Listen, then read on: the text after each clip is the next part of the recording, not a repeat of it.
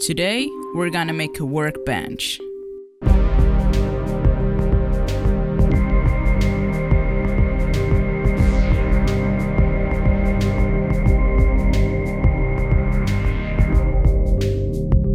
When I started contemplating the idea of creating a YouTube channel 3 years ago, the very first video I imagined to post was about me building a workbench.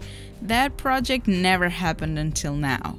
Of course, I took inspiration from many other workbenches out there on other maker shops, and I decided to go with a very sturdy, split up, not so huge but still very heavy workbench. So I went to my local lumber store and bought a whole bunch of hard maple boards that I asked them to joint plane and cut into smaller pieces. So I started by observing and placing them together the way I found to look best to create the tops.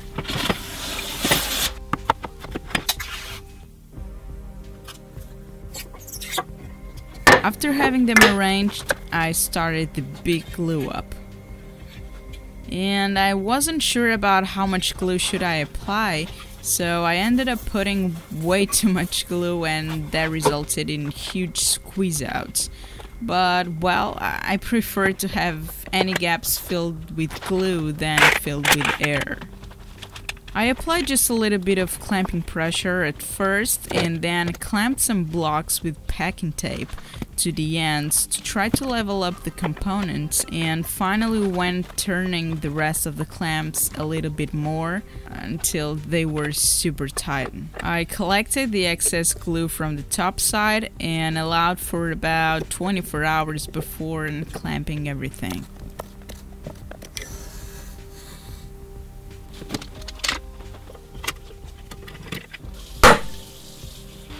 Some boards had big snipes from the planer at the lumber store, so I had to replane them before gluing up the second half of the top.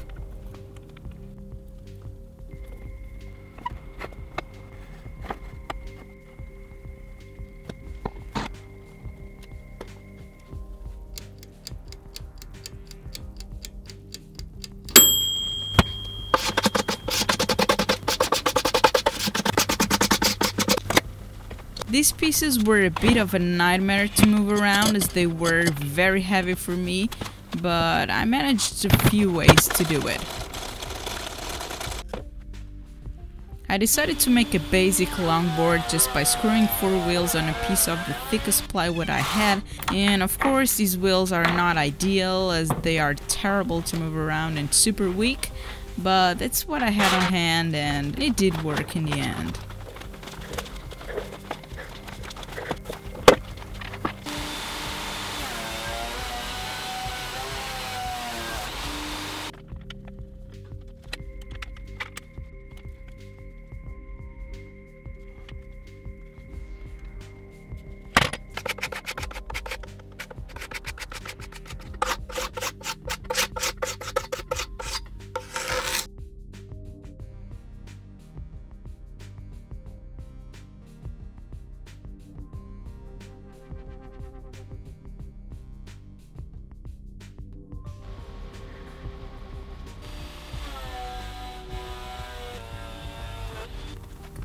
Here I started working on the base structure and this time applied the right amount of glue.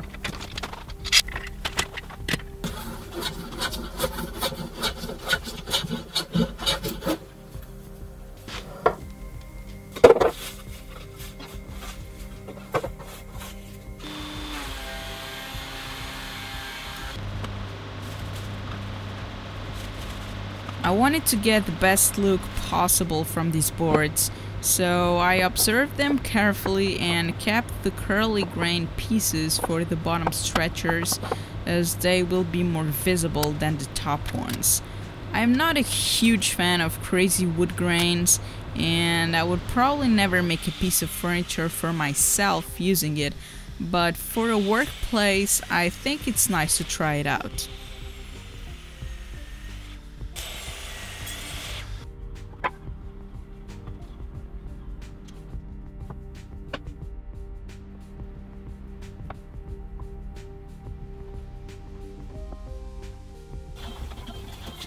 To join the pieces, I gave a shot to this Bedlock Pro joinery kit from Rockler. This jig can create loose tenon joinery just by drilling holes. It's a strong jig all made out of metal and can be used with several sized inserts. Here I'm using the 1/2 inch kit since it is the biggest one. It has these white lines which you can align with your workpiece, but the lines are a little too thick, so to achieve a better precision, I ended up aligning it always to the outer side of my pencil line. I wish I had a vise already to make this job easier. This is the 1/2 inch tenon stock that will fit the wavy shape holes I've just created. This kit also comes with a rectangular guide, so after drilling your holes, you can chisel out the remaining material and use your own regular shaped tenons.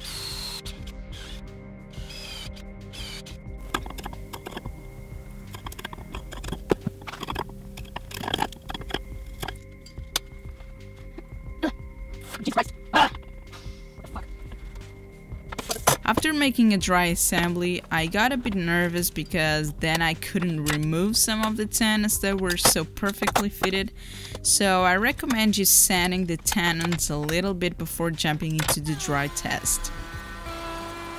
I made a rabbet just on the bottom stretchers in case I decide to install a shelf after the workbench is fully assembled, and I always prefer the router table because I can get a very clean finish.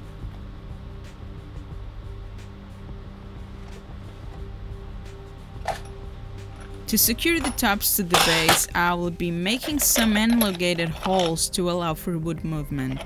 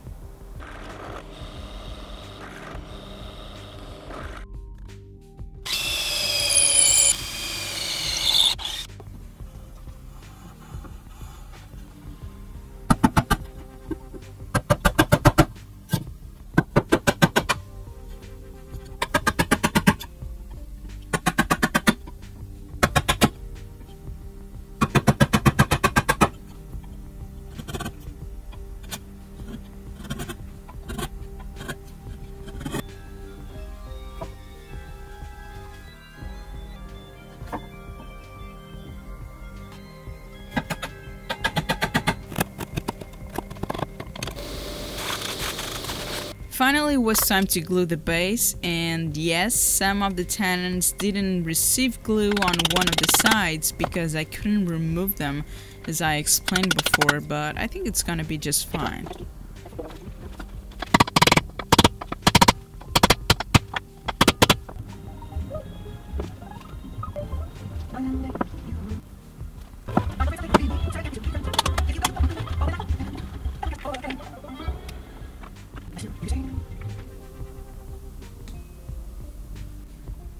I forgot to make the long stretcher mortises on one of the sides, and at this point I couldn't fit the jig, so I had to remove the backer piece and use a couple of clamps to secure it in place.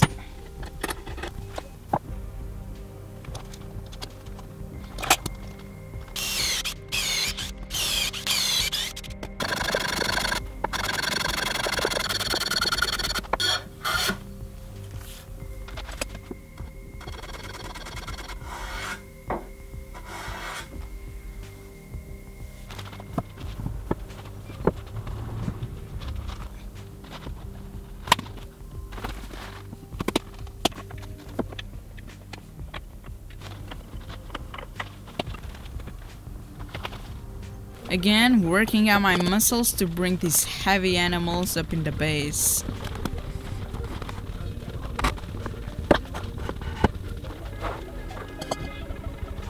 There was no way for me to join the sides of the tops, so I just ran the plunge saw to define a straight line and finished it with a hand plane.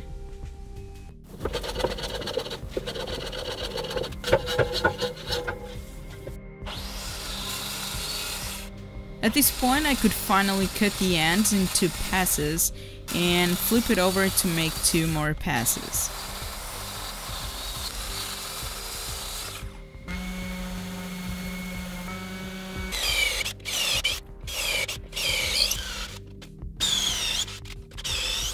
It's time to install the quick release bench vise, and first we clean the protective grease a little bit.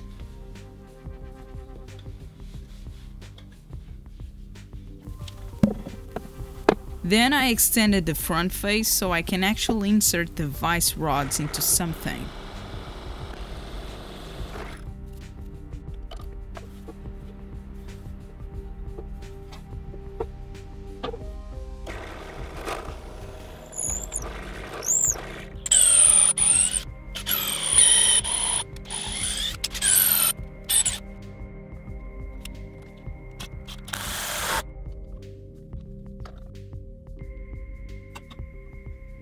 I followed the instructions from this video, so I won't go into details on this one.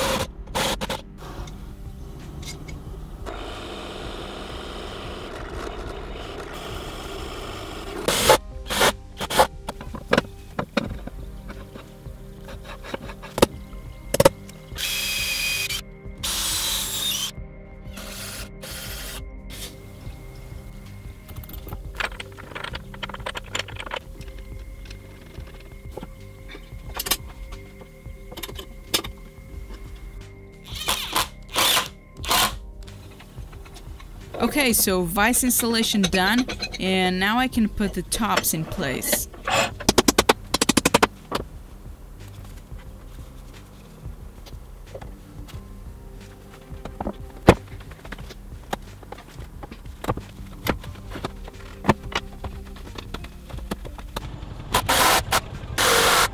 The vise jaw needs to be flushed with the top, and this seemed to take forever. Somehow I didn't seem to be able to take thick shavings. Maybe it's because this is a smoothing plane? I don't know, but I adjusted the plane mouth to be as open as possible, and the blade was freshly sharpened and still not getting thick shavings. Maybe it's me not having enough force to push down the hand plane. Anyway, the next step was to flatten the entire surface and make both tops coplanar and leveled. And again, I followed a video from the Wood Whisperer on this matter. I went out and bought these pieces of steel because I couldn't find any perfectly straight edge that could work around here. So I built the same jig that Mark did on his video, but I added 2 stoppers on the bottom so I don't hit the metal rails with the router bit.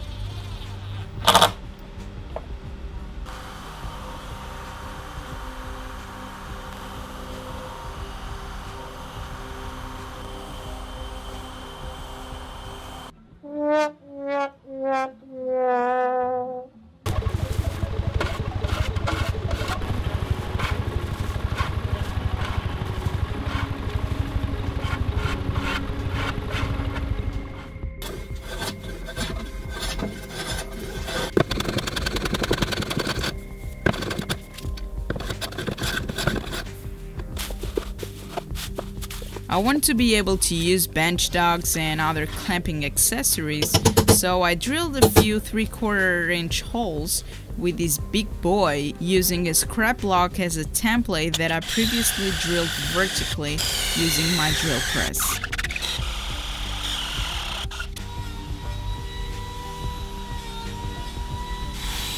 I also want to be able to move the bench around occasionally, so I got these strong casters meant specifically for that purpose.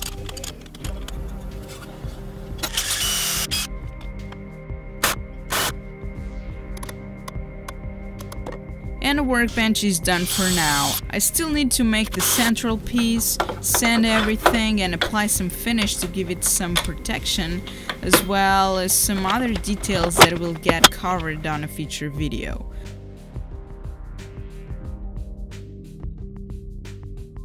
Hopefully these anti-fatigue floor mats can help my leg and back problems from now on. As I made it the same height as my T-track table, I can actually get infinite clamping possibilities, which is so awesome. A big shout out to Rockler for being a great supporter and providing me a whole bunch of tools and accessories for this build, as well as to all my Patreon supporters. We just hit the first goal, so I guess that I got some extra work to do soon.